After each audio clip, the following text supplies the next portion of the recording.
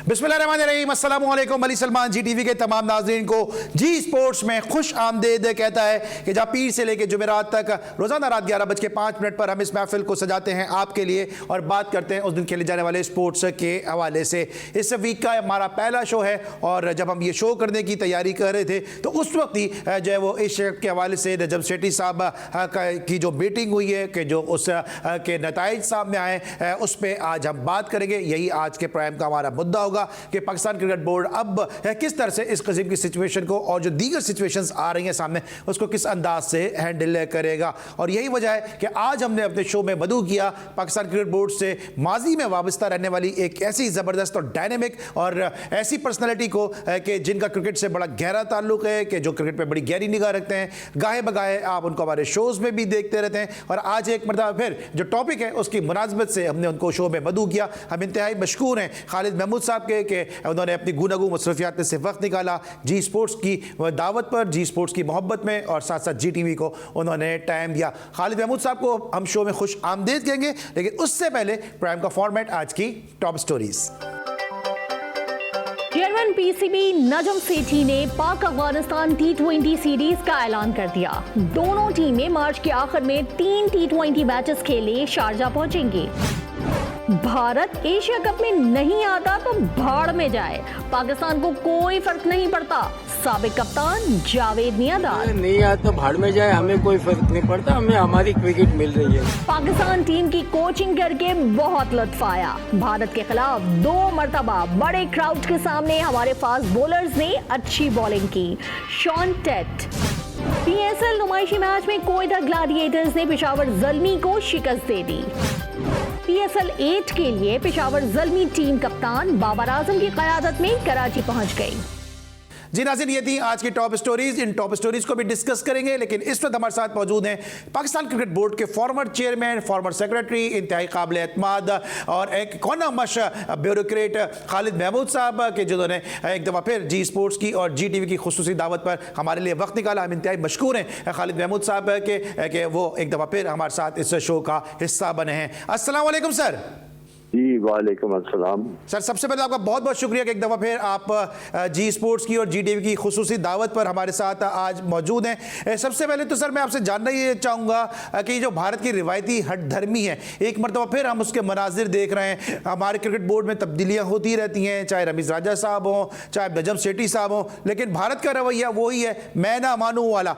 कितनी ये complex situation है, कितनी ये मुश्किल सिचुएशन है पाकिस्तान क्रिकेट बोर्ड के लिए, क्योंकि पाकिस्तान क्रिकेट बोर्ड हर सूरत में चाहता है कि भारत के साथ हमारे स्पोर्ट्स के जो अफेयर है वो एक दफ़ा फिर बहाल हों। बहुत अजीब सी सूरत हाल भी है, बड़ी मुश्किल सी सूरत हाल है। यानी ये कोई नई बात तो है नहीं, हिंदुस्तान आपको जानता है। आप जानते हैं कि हमेशा खेल को यानी स्पोर्ट्स को अपनी जो सियासी और बैनुल अक़वामी पॉलिसी है उसका हिस्सा बनाता है, इस्तेमाल करता है बाकायदा, यानी जैसे एक हथियार के तौर पे इस्तेमाल करते हैं। इंतहाई काबिल मज़म्मत की बात है। आप जानते हैं कि जितने भी बैनुल अक़वामी अदारे हैं, ख़ासतौर पर अक़वाम मुत्तहिदा और दूसरे, उनका एक वाज़ेह मौक़िफ़ है कि भाई खेलों को आप अलहदा रखें। ख़ासतौर पर ओलंपिक एसोसिएशन का ये मोटो है कि खेल आप अलहदा रखें, सियासत आप अलहदा रखें। लेकिन हिंदुस्तान ये इसके बरक्स करता है, खुल्लम खुल्ला करता है, किसी चीज़ की परवाह नहीं करता।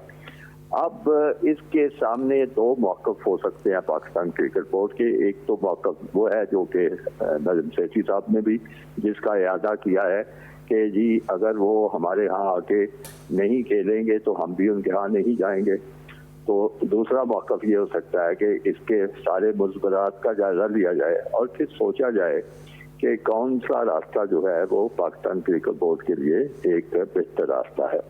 असूली जहाँ तक मौक़िफ़ है वो बिल्कुल दुरुस्त है, मैं समझता हूँ उन्होंने ठीक बात की है। लेकिन ये आप सोचिए कि इसके नुकसानात क्या हैं। आप ये तो सोच सकते हैं कि असूली रास्ते पे चलते हुए मुश्किलात आती हैं, लेकिन ये देखिए मुश्किलात हैं क्या। पहली बात तो ये है कि अगर हम यही कहते हैं कि वो आएँ और यहाँ पे खेलें और वो कहते हैं हम नहीं खेलते, तो एशिया कप का जो है ना पूरा रंग वो फीका पड़ जाएगा।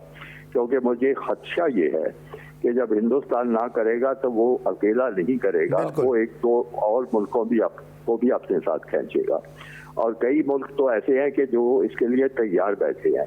मेरी इत्तला के मुताबिक ये जो एशिया कप वाली एशियन क्रिकेट काउंसिल की मीटिंग हुई है, उसमें एक बात ये कही गई हिंदुस्तान के नुमाइंदे की तरफ से कि हमारा तो आना जाना तो ठीक है, हुकूमत हमें नहीं आने दे रही, आपके साथ तो आपके पड़ोसी और हमसाया मुल्क जो है अफगानिस्तान भी नहीं खेलना चाहता।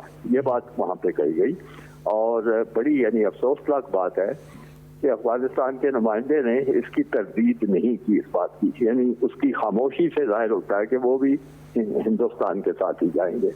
तो हिंदुस्तान जाएगा, हो सकता है बांग्लादेश। लेकिन सर सॉरी मैं आपको इंटरप्ट करूंगा, मैं इंटरप्ट तो अगर ये सारी सूरत हाल होती है तो आपका एशिया कप तो ऐसा एशिया कप तो बेहतर है कि करवाया ही ना जाए, बाकी कोई बात ही नहीं रह जाए।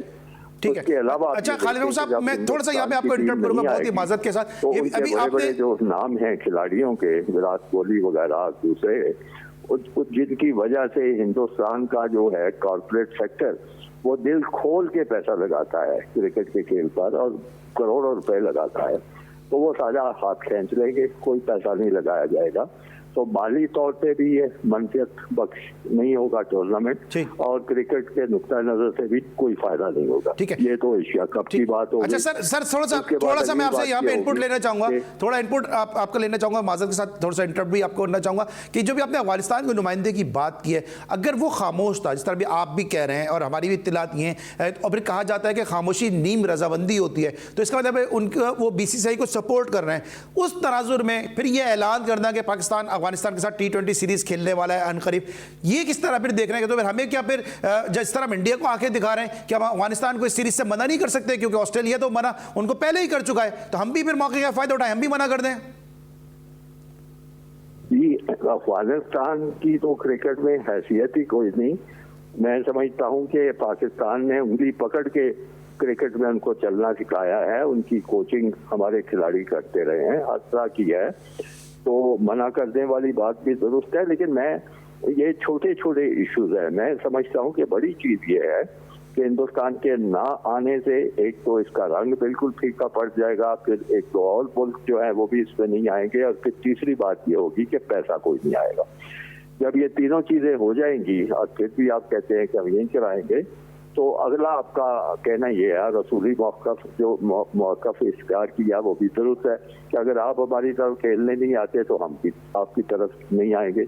उसका क्या नुकसान होगा? उसका नुकसान ये होगा कि जो वर्ल्ड कप है जिसकी के बड़ी यानी एक पजीराई है क्रिकेट के शायकीन करोड़ों सारी दुनिया में देखते हैं, जिसमें बहुत ज़्यादा एक दिलचस्पी होती है, आप उसमें नहीं जाएंगे तो बिल्कुल बाहर बैठे रहेंगे, आपका ना कोई नाम होगा ना कोई पहचान होगी, कुछ भी नहीं होगा। फिर आपके जो खिलाड़ी हैं, बड़े अच्छे अच्छे खिलाड़ी हैं हमारी टीम में, उनको वहाँ अपने जौहर दिखाने का, अपने खेल दिखाने का मौका नहीं मिलेगा, वो महरूम रह जाएंगे। तीसरी बात ये होगी कि वो ज़ाहिर खिलाड़ी खेलते हैं और साथ पैसा भी कमाते हैं, उससे भी वो महरूम रह जाएंगे। और चौथी बात ये होगी कि जो उस टूर्नामेंट से जो मुनाफा होता है, बहुत ज़्यादा मुनाफा होता है, उसमें जो पाकिस्तान का बड़ा हिस्सा है, बड़ा लेजिटिमेट हिस्सा होता है, उससे भी आप महरूम रह जाएंगे। तो मैं ये सारी बातें, अच्छा ये भी मैं समझता हूँ कि अगर रसूली मौक़िफ़ से दुनिया को समझ आ जाए कि हाँ जी ये बात गलत थी और आप आमाइंदा नहीं होने देंगे, तो फिर भी आप कुर्बानी दे दें, आप एशिया कप की भी कुर्बानी दे दें, आप वर्ल्ड कप की भी कुर्बानी दे दें। लेकिन ये सब कुछ करने के बावजूद ना आपकी आईसीसी में कोई सुनवाई होगी, ना एशियन क्रिकेट में कोई सुनवाई होगी, वहाँ तो गलबा है पूरे का पूरा। अच्छा सर, मुझे ब्रेक पे जाना है, जरा से ये बताइएगा कि फिर ये जो आप जो बात करें, ठीक है बिल्कुल सही है कि फाइनेंशियल एस्पेक्ट के साथ हमें लॉस होगा, लेकिन जो हमारा पैट्रियटिज्म है या नेशनलिज्म है, फिर ये कहाँ पे स्टैंड करेगा? अगर हम ये कह दें कि ठीक है फाइनेंशियली हमें लॉस होगा इसलिए हम जो है वो श्रीलंका, यूएई या किसी और दीगर ऑप्शन पे खेलने के लिए तैयार हैं, लेकिन अभी तो हमारा पूरा स्टैंड जो है वो इसी पैट्रियटिज्म के ऊपर है, इसी नेशनलिज्म के ऊपर है कि जी अगर वो नहीं आएंगे तो फिर हम नहीं खेलेंगे। वो देखिए, नेशनलिज्म के ऊपर तो आपका स्टैंड है, लेकिन क्या नेशनलिज्म को कोई दुनिया आपके नेशनलिज्म को पहचानती है या मानती है? देखिए, मकसद ये होता है कि दुनिया को अपना मौक़िफ़ मंजूर करवाना, उनको ये बताना है कि हमारे साथ ये गलत हो रहा है, इसलिए आप कहते हैं। वो तो आपकी बात सुनने को तैयार ही कोई नहीं दुनिया में। और हमारी बात छोड़ दें, मैं आपको एक मिसाल देता हूँ कि ऑस्ट्रेलिया की टीम जो है वो हिंदुस्तान के दौरे पे आई है, और उनका एक बड़ा अहम खिलाड़ी है, उसका नाम है उस्मान ख्वाजा, आपने भी मीडिया में पढ़ी होगी। उसको महज इस वजह से कि वो पाकिस्तान में उसकी पैदाइश हुई है, उसको वीज़ा नहीं जारी किया गया। उसके बाद बड़ी कोशिश करके ऑस्ट्रेलियन क्रिकेट बोर्ड की कोशिशों से वीज़ा उसको अब मिल तो गया है, लेकिन नहीं दिया गया। अब ये बताइए, ऑस्ट्रेलिया का नेशनलिज्म किधर गया है? क्या उन्होंने कोई एहतजाज किया? क्या उन्होंने ये धमकी दी कि अगर इस खिलाड़ी को आप वीज़ा नहीं देंगे तो हमारी टीम वापस आ जाएगी, या कुछ ऐसी बात करेंगे?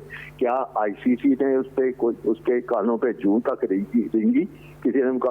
और बात भाई बड़ी सीधी है कि दुनिया में जिसका होता है मजबूत जड़ा, उसी की बात सुनी जाती है। कोई ना असूल है, ना कोई नेशनलिज्म है, ना कोई और वैल्यूज हैं, वो खत्म हुई हैं। अगर ये हो तो आप, मैं सियासी मिसाल आपको देता हूँ कि कश्मीर में कश्मीरियों के साथ क्या कुछ नहीं हो रहा, बावजूद से इसके कि सारी दुनिया ने यूनाइटेड नेशन में रेजोल्यूशन पास किए, करारदादें पास की कि इनका हक खुद आज़ादियत ठीक है, इसको इस पे होनी चाहिए, वोटिंग होनी चाहिए, प्लेबिसाइट होनी चाहिए। किसी ने कुछ किया? अब वो सारे के सारा चुप करके। आप किस दुनिया में रह रहे हैं और किस दुनिया की बात कर रहे हैं? ऑस्ट्रेलिया जैसा मुल्क, मैंने बताया कि घुटने टेक के कैस उनके मिन्नत समाजित करके उसका वीजा लगवा लिया, लेकिन किसी ने को बुरा बनाया। किसी ने आईसीसी में किसी मुल्क ने ये मसला लेके गया कि ये क्या तमाशा है कि आप बाइलेटरल सीरीज खेल रहे हैं, दूसरे मुल्क की एक टीम है, तो मैं इस वजह से तो उस खिलाड़ी की पैदाइश किसी और जगह पे हुई है, तो कोई बात ऐसी नहीं करता। ये सिर्फ किताबों की बातें हैं, अमली दुनिया की बातें नहीं है। तो मैं दोबारा अमली दुनिया की बात कर रहा हूँ, और मैं समझता हूँ कि इसका कोई बेहतर हल निकालना चाहिए। ठीक है, अच्छा, मैं बेहतर हल की तरफ भी आऊंगा, क्योंकि ये बातें तो सब कर रहे हैं कि जी वो नहीं आएंगे तो हम नहीं खेलेंगे, हम भी वहां पे नहीं जाएंगे। इसका अब क्या बेहतर इसका सलूशन हो क्या सकता है? इस पर भी मैं आपसे आपका इनपुट जरूर लूंगा, इस वक्त लेंगे। जब ब्रेक के बाद वापस आएंगे तो इस बहस में कई पाकिस्तान के नामवर सितारे भी अब अपना जो है वो इनपुट दे चुके हैं, वो अपनी बात कर चुके हैं। लेजेंडरी जावेद आजाद साहब ने भी इस हवाले से गुफ्तगू की है, उन्होंने क्या कहा हम आपको सुनवाएंगे एक छोटे से ब्रेक के बाद।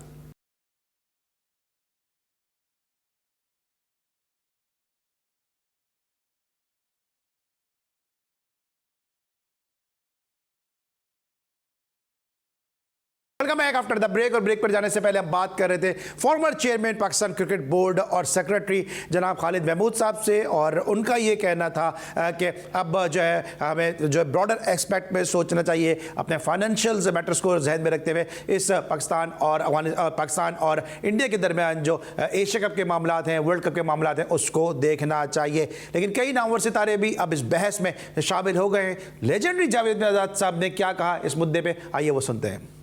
नहीं आता तो भाड़ में जाए, हमें कोई फर्क नहीं पड़ता, हमें हमारी क्रिकेट मिल रही है। राइट, ये आईसीसी का काम है। अगर ये चीज़ अगर आईसीसी कंट्रोल नहीं कर सकती तो फिर गवर्निंग बॉडी का कोई काम नहीं आईसीसी का। राइट, आईसीसी को चाहिए कि रूल फॉर सारी कंट्री के लिए एक होना चाहिए। अगर ऐसी टीमें नहीं आती जितनी भी स्ट्रॉन्ग हो, आप उसको डिबार के बात करें उसका, क्योंकि ये कोई ठेका नहीं लिया हुआ। इंडिया होगा अपने लिए होगा, हमारे लिए या दुनिया के लिए नहीं है, पाकिस्तान के लिए नहीं है। आओ खेलो, खेलते क्यों नहीं है? भागते, उनकी मुसीबत हो जाती है जब भागते, तो पूरा इंडिया जो है ना उनको उठा के ये नरिंदा सब गायब हो जाएंगे।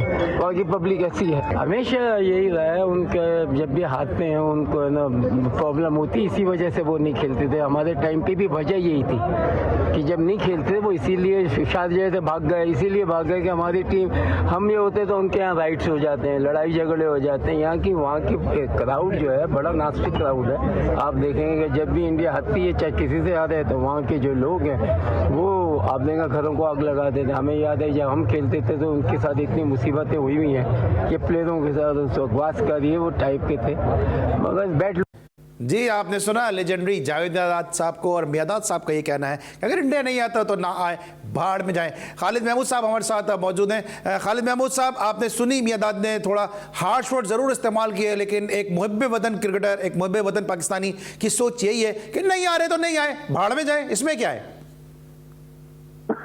मैंने 4 उसके नुकसान आपको बताए हैं। अगर आप वर्ल्ड कप में नहीं जाते तो आपको क्या क्या नुकसान हो सकते हैं। और फिर सबसे बड़ी बात यह है ये कि दुनिया असूलों की नहीं है, ये दुनिया किसी वैल्यू सिस्टम पे नहीं चल रही। ये दुनिया चल रही है जिसको यानी चढ़ते सूरज को सलाम करने वाली दुनिया है। मैंने आपको ऑस्ट्रेलिया की मिसाल भी दी है कि उनके खिलाड़ी को वीजा उन्होंने इनकार कर दिया, लेकिन उनको पता है कि यहाँ से हमें बहुत ज्यादा। लेकिन फिर सर ये सिलसिला तो कभी रुकेगा ही नहीं ना, इंडिया कभी खेलना चाहेगा ही नहीं पाकिस्तान में, फिर तो कोई आईसीसी का इवेंट आएगा ही नहीं। अगर हमेशा हम यही सोचते रहे कि हमें फाइनेंशियल इसमें प्रॉब्लम सामने आएगी। अगर आप इंडिया से नहीं जाते वहाँ खेलने तो क्या उसके बाद इंडिया खेलने चला जाएगा? तो मुझे एक आप ये इसका जवाब दे दें, आज के नतीजे में वो आपसे खेलना शुरू कर देंगे तो फिर ठीक है, कर लें। तो आप समझते हैं कि फिर पाकिस्तान करे तो क्या करे? क्योंकि यहाँ पे आवाम का भी एक प्रेशर है, नजम सेठी एंड कंपनी पे। पाकिस्तान की आवाम तो जाहिर सी बात है, जो बात आप कर रहे हैं, एक आम आदमी तो वो बातें नहीं समझता, क्योंकि माशाल्लाह आप बड़े एक कोनामश ब्यूरोक्रेट हैं। Financial matter, extra foreign minister की जो मैटर्स है, फॉरेन मिनिस्ट्री के जो मैटर्स हैं, एक्सटर्नल जो अफेयर्स हैं, वो आप बेहतर समझते हैं। लेकिन एक आदमी की तो सोच सर यही है ना कि इंडिया नहीं आता, ना आए, ना खेलें। इंडिया तो हमेशा हमारे साथ ऐसे ही करता है। वो मैंने अर्ज किया है कि अगर आपके ना आने से इंडिया आपके साथ खेलना शुरू कर देगा तो फिर आप जरूर ना जा खेलें, हमसे ना जाएं। अगर आपके ना जाने से सारी दुनिया को बहुत जबरदस्त पैगाम जाएगा कि वाह वाह वाह वाह पाकिस्तान ने क्या जबरदस्त बात की है, तो फिर भी आप कर लें। किसी तरह का कोई असर आपके ना जाने का अगर होगा तो जरूर आप कर लें। स्वाए आपके ना जाने से आपको ही नुकसान होगा तो फिर ठीक है। अगर आप आवाम को खुश करना चाहते हैं, आम आदमी को खुश करना चाहते हैं, किसी शख्स की राय है उसको खुश करना चाहते हैं तो बिल्कुल कर दें। मेरी राय बारह यही है कि चलो तुम उधर को जिधर की हवा हो। इस वक्त जो सूरत हाल ये है, क्रिकेट की रवायत ये बन चुकी है, ऑस्ट्रेलिया इनके आगे घुटने टेक चुका है, इंग्लैंड उनके खुशामद करता है। आपको पता है तीनों ने मिलके वो 3 बड़ों का वाला जो फार्मूला बनाया था वो भी चल गया था। तो फिर आप कैसे इस सारी खेल में रेजिस्ट कर सकते हैं स्वाइस के अपने आप को नुकसान पहुंचाए? किसी तरह का फायदा अगले 20 साल तक आपको फायदा नहीं हो सकता। ठीक है, तो सर आप समझते हैं जो इंडिया ने जो थ्रेट किया है कि अगर आप नहीं आते तो ना आए, आपको ही इसके नुकसान का सामना करना पड़ेगा, तो फिर उनके पर्सपेक्टिव से तो फिर ये बात बिल्कुल सही है?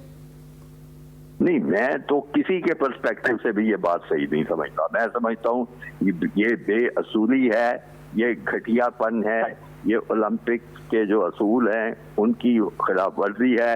ये स्पोर्ट्स को बतौर एक सियासी हथियार के इस्तेमाल किया जा रहा है, लेकिन दुनिया इस पे खामोश है। ना सिर्फ दुनिया खामोश है बल्कि दुनिया उनकी तायद करती है, उनकी हाँ मिलाती है।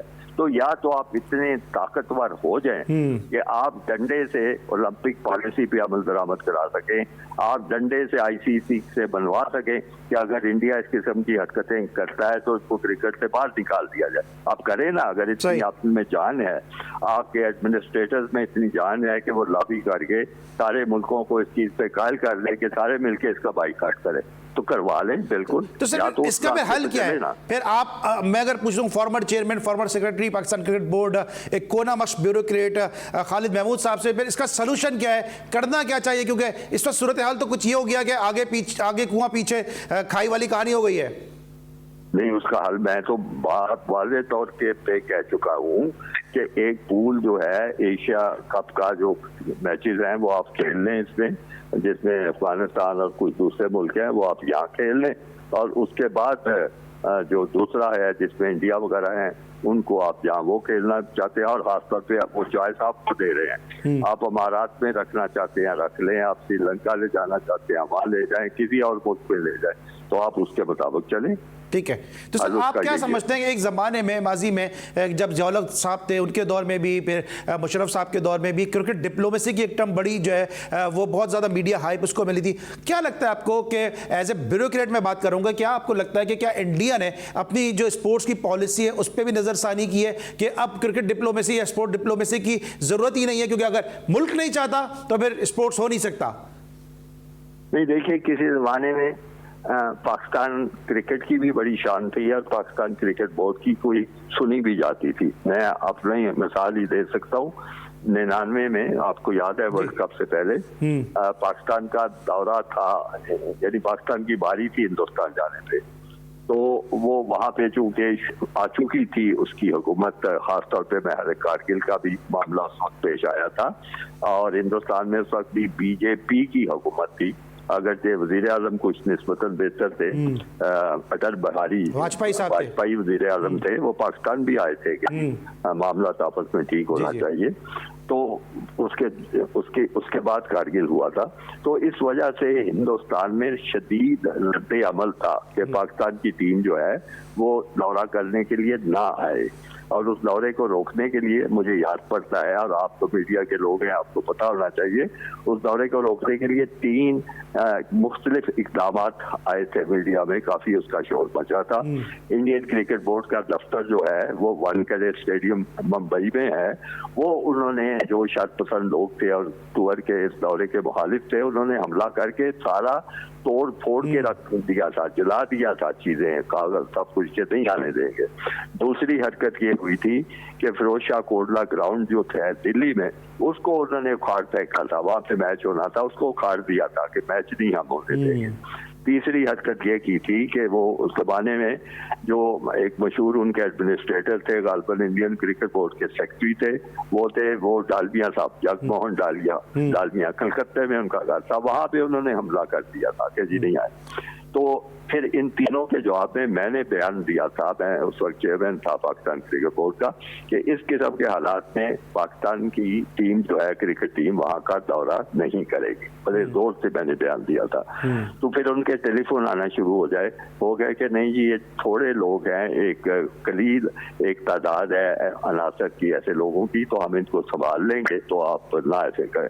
मैंने कहा भाई आपके कहने का कोई फर्क नहीं, आपकी हुकूमत जो है वो ये सारा कुछ करवा रही है। उन्होंने कहा नहीं हमारी हुकूमत नहीं करवा रही है, और ना वो चाहते हैं, वो चाहती है हुकूमत के आपके टीम आए। मैंने कहा तो सियासी सतह पे कोई बयान आना चाहिए, इंडिया के क्रिकेट बोर्ड की बातों की क्या अहमियत है, हुकूमती सतह पे बयान आना चाहिए। तो मेरे इस तकाजे के बाद उनका जो स्पोर्ट्स मिनिस्टर है, मुझे उसका नाम याद नहीं है, उसकी तरफ से एक बड़ा शानदार बयान आया कि हम चाहते हैं कि पाकिस्तान की टीम यहाँ पे आए, और ये चंद अनासर जो ये हरकतें कर रहे हैं वो इन हरकतों से बाज रहे हैं, हम बड़ी शदीद कार्रवाई, सख्त कार्रवाई करेंगे। तो वो बयान आ गया। फिर उनके इंडियन क्रिकेट बोर्ड के सदर का मुझे टेलीफोन आया कि देखें ये बयान जो आप चाहते थे वो आ गया, अब आप फैसला करें। मैंने कहा इस बयान की मेरी नज़र में कोई वक़्त नहीं। वो कहने लगे क्यों, स्पोर्ट्स मिनिस्टर है। मैंने कहा कोई पाकिस्तान हिंदुस्तान का मामला हो तो वजीरों के बयान की वक़्त नहीं होती, बयान तो उससे ऊपर वाली सतह पे आना चाहिए। वो कहने लगे आप चाहते हैं वजीर आजम की तरफ से बयान है। मैं कहा हाँ यकीनन, अगर हमारे साथ आपने मामला चलाने हैं तो वजीर आजम की सतह पे बयान होना चाहिए। उन्होंने कहा ठीक है हम कोशिश करते हैं।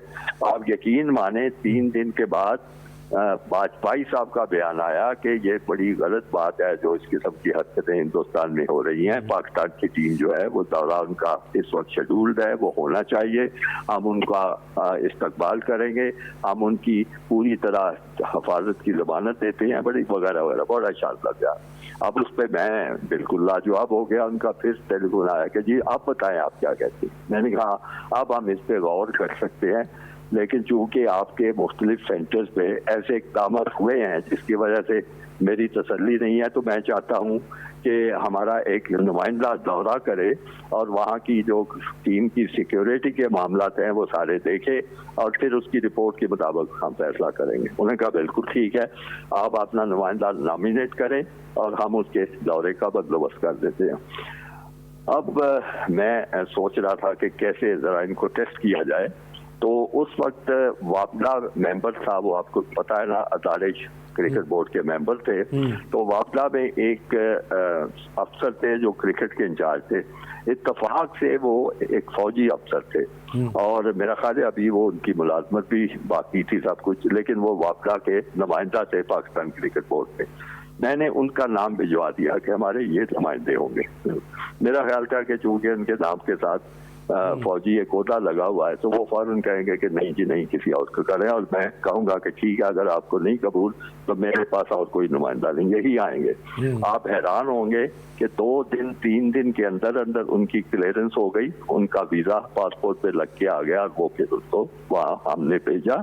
उन्होंने सारे मराकज का दौरा किया और वहाँ से रिपोर्ट भिजवाई कि जनाब हर चीज़ ठीक है, सारे मरकज़ों से हर जगह के लोगों से बात हुई है और ये दौरा जो है हो सकता है और होना चाहिए।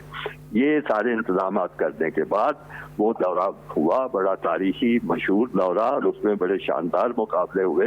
अगर आपको याद हो उसी में चेन्नई टेस्ट हुआ था उस जमाने में, जिसने पाकिस्तान में एक छोटे मार्जिन से जीता था, लेकिन बहुत खूबसूरत मैच था। बहुत जबरदस्त वो सीरीज थी और खुद मियादाद साहब उस सीरीज के पाकिस्तान के कोच थे और जिस तरह भी मियादाद साहब बात करें उनके स्टेटमेंट के हवाले से, यहाँ कोच से आप इनसे पूछ लें कि उसमें क्या लड़ाई हुई थी, लेकिन बात सारी है कि इसमें जो दौरे के अलावा जो तैयारियां की गई थी, जिस तरह दूसरे क्रिकेट बोर्ड के साथ राब्ते हुए थे, जिस तरह की लॉबिंग हुई थी, उसकी मैं तफसील में अगर जाऊं तो आपका सारा प्रोग्राम ही खत्म हो जाएगा।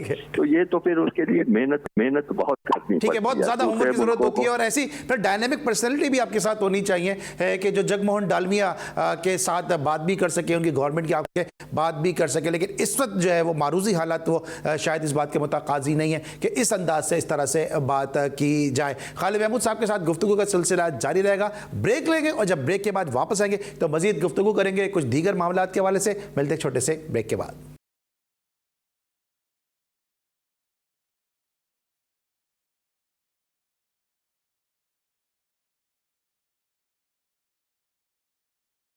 Welcome back after the break. और ब्रेक पर जाने से पहले अब बात कर दे पाकिस्तान इंडिया के जो रवाबित हैं इनके हवाले से। अब और भी कुछ इश्यूज हैं कि जहां पाकिस्तान क्रिकेट बोर्ड इस वक्त स्ट्रगल करता नजर आ रहा है। खालिद महमूद साहब, ये कि नई टर्म अब सुनने में आ रही है ऑनलाइन कोचिंग। ऐसी क्या हालात हो गए हैं कि मिकी आर्थर के अलावा क्रिकेट बोर्ड को कोई और कोच नजर नहीं आ रहा, वो दस्तयाब अगर नहीं है तो फिर ऑनलाइन वो कोचिंग करेंगे? मैं इसके जवाब में मेरा ख्याल है मेरी हंसी जो है इसका मुकम्मल जवाब है। इस किस्म की मज़ा का खेल जो तजावीज़ है मैं बिल्कुल कायल नहीं उसका। ये कोई किसी को कोई डॉक्टरी नुस्खा नहीं देना होता कि जनाब ऑनलाइन हम बता देंगे। कोचिंग एक वो जैसे होता है ना, उस्ताद और शागिर्द का एक रिश्ता होता है। कोच आता है, उसकी शख्सियत का भी उसमें दखल होता है, उसके सारी उसकी साबका तजर्बा भी उसके साथ होता है। वो हर खिलाड़ी के साथ अलग-अलग वक्त गुजारता है, उसकी सलाहियतों का जायजा लेता है, उसकी कमजोरियों का। थोड़ा सा वक्त मेरे पास महदूद है, बताएगा 99 के वर्ल्ड कप की अभी आपने बात की थी ब्रेक पर जाने से पहले, और 99 के वर्ल्ड कप में हमारे पास रिचर्ड पाई बस कुछ अरसे पहले कोचिंग छोड़ गए थे, फिर मुश्ताक मोहम्मद साहब को आपको इमरजेंसी में लगाना पड़ा था। आपकी दानिश में ये जो फॉरेन कोचेज हैं इनका तजुर्बा सक्सेसफुल है या आप समझते हैं कि ये इतना ज्यादा कामयाब नहीं है? देखिए, मैं फॉरेन कोचेज के बिल्कुल हक में नहीं हूँ। चाहे बड़ी कोई एक्सेप्शनल सूरत हाल, गैर मामूली सूरत हाल हो, आप किसी को बुला लें, या कोई बड़ी इतनी बड़ी शख्सियत हो कि जिसके गुफ्तगू में, जिसकी बातों में, हर चीज़ में जादू हो और वो जादू की फूंक मारे और आपकी टीम फटाफट बेहतर खेलना शुरू हो जाए, नहीं हूँ।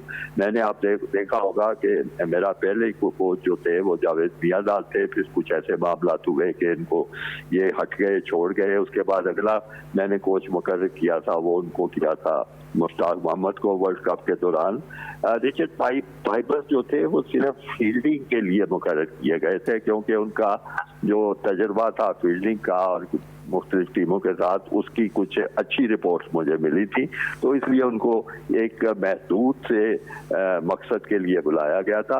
असल कोच मुश्ताक मोहम्मद थे, उससे पहले जावेद मियादाद थे, और मैं समझता हूं कि उसके अलावा भी बहुत अच्छे अच्छे लोग मौजूद हैं जो टीम की कोचिंग कर सकते हैं। जूनियर टीम के लिए मोहसिन हसन खान को दावत दी गई थी, उन्होंने भी बड़ा अच्छा काम किया था। मुझे तो कोई तुक नजर नहीं आती है। लेकिन सर देखिए, वो आप ये कह रहे हैं, मेरे पास 2-3 मिनट रह गए, आप ये कह रहे हैं कि आप जो है वो कोचेस जो है वो लोकल कोचेस के हक में, लेकिन नजम सेठी मैं साहब बिल्कुल इसके हक में हूँ, जी, उन्हीं को मौका देना चाहिए। जी, लेकिन नजम सेठी साहब का शुरू से एक स्टांस ये रहा है कि वो कहते हैं कि जी पाकिस्तानी कोचेस सियासत करते हैं, ये प्लेयर के साथ दोस्तियां बना लेते हैं, इनकी आपस में जो है वो बॉन्डिंग ज़्यादा अच्छी हो जाती है, इसलिए जो है वो फॉरेन कोच जो है वो बेहतर है, क्योंकि वो शायद फुल्ली इक्विपमेंट भी होता है और जो है वो उसकी स्किल्स भी जो है वो लोकल कोचेस के मुकाबले में ज़्यादा होती हैं। क्या कहेंगे इस स्टेटमेंट पे? देखिए, मेरा इसका जवाब ये है कि अव्वल तो मैं समझता हूँ ऐसी ये बात ठीक नहीं है। हमारे कोच जो हैं वो बड़े मुखलिस हैं, क्रिकेट से मुखलिस हैं, और अगर खुदा न खास्ता किसी कोच में ऐसी चीजें हो भी जिसका आप तस्करा कर रहे हैं, तो मेरा सवाल उस पर यह होगा कि क्रिकेट बोर्ड क्या कर रहा है उस वक्त। यानी अगर अपना कोच जो है वो दोस्तियां बना के या तरेबंदी कर रहा है, ग्रुपबंदी कर रहा है, तो वो ऊपर इतनी कुछ फौज जफर मौज जो ऑफिशियल्स की बैठी होती है हर किस्म के, और कोई बेशुमार लोग बैठे हैं, वो क्या कर रहे होते हैं। अच्छा सर, मेरे पास अब 20 से 30 सेकंड रह गए, मुझे शो को वाइंड अप भी करना है। 2-3 सवाल है। रमीज राजा साहब के दौर को आप किस तरह देखते हैं? कामयाब है या नाकाम है या आप समझते हैं एवरेज है? नहीं, मैं समझता हूं कि कोई उसमें खास ऐसी चीज नहीं हुई जिसकी वजह से मैं उसको कामयाब कह सकूं। अच्छा, दूसरी बात यह कि हारून रशीद साहब को एक दफा फिर क्रिकेट बोर्ड में बतौर चेयरमैन सिलेक्शन कमेटी लेकर आए। हारून रशीद साहब मुख्तलिफ हैसियतों में मुख्तलिफ अदवार में बोर्ड के साथ मुंसलिक रहे। कुछ लोग तनकीद भी कर रहे हैं कि भाई कोई और क्यों नजर नहीं आता हारून रशीद के अलावा? इस हद तक दुरुस्त है कि कोई और क्यों नहीं नजर आता, आना चाहिए, लेकिन हारून रशीद में वो बहुत ही एक मुहज़्ज़ब इंसान है और बड़ी यानी चीज़ों का ख्याल रखने वाला है। अगर उसमें ये सलाहियत है तो उसके इस्तेमाल करने में हर्ज कोई नहीं, लेकिन बहरहाल और लोगों को मौका भी मिलना चाहिए। ठीक है। और दूसरा जो सिलेक्शन कमेटी अनाउंस हुई है, हम देख रहे हैं कि जो सीनियर सिलेक्शन कमेटी है उसमें जूनियर क्रिकेटर्स को रख दिया, जिसको चेयर कर रहे हैं हारून रशीद साहब, कामरान अकमल उसमें मौजूद है, यासिर हमीद है, मोहम्मद समी। और जो जूनियर सिलेक्शन कमेटी है उसमें तौसीफ अहमद जैसे बड़े नाम है, उसमें अरशद खान जैसे नाम है। आपको लगता है कि ये जो कॉम्बिनेशन बनाया गया कुछ ज़्यादा चलेगा नहीं या ज़्यादा काबिल कबूल नहीं है? हाँ, मैं समझता हूँ कि सीनियर टीम के लिए उसी पाए के सीनियर सिलेक्टर होने चाहिए, ऐसे होने चाहिए कि सीनियर्स को खुद उनका एहतराम हो, उनके दिल में उनकी इज्जत हो कि हाँ ये जो फैसला कर रहे हैं ये ठीक कर रहे हैं। अगर वो ऐसे जूनियर खिलाड़ियों को लाया जाएगा और वो सीनियर्स को सिलेक्ट कर रहे होंगे तो मेरा ख्याल है वो कोई बेचैनी ज्यादा फैलेगी और कोई भी खुश नहीं होगा। ठीक है, ठीक है। Thank you so much. Pakistan cricket board के former chairman, former secretary Khalid Mahmood थे, और हम इनका इंतहाई मशकूर है कि एक दफ़ा फिर जी स्पोर्ट्स की और जी टीवी की खुसूसी दावत पर इन्होंने जी स्पोर्ट्स के लिए वक्त निकाला। आज की कोशिश काविश कैसी रही आपकी? आपके फीडबैक का इंतजार रहेगा। इंशाल्लाह कल रात 11:05 पर एक दफ़ा फिर आपसे मुलाकात होगी। उस वक्त तक के लिए अली सलमान को पूरी प्रोडक्शन टीम के साथ इजाज़त दीजिए। अपना बहुत ख्याल रखिए। अल्लाह हाफ़िज़।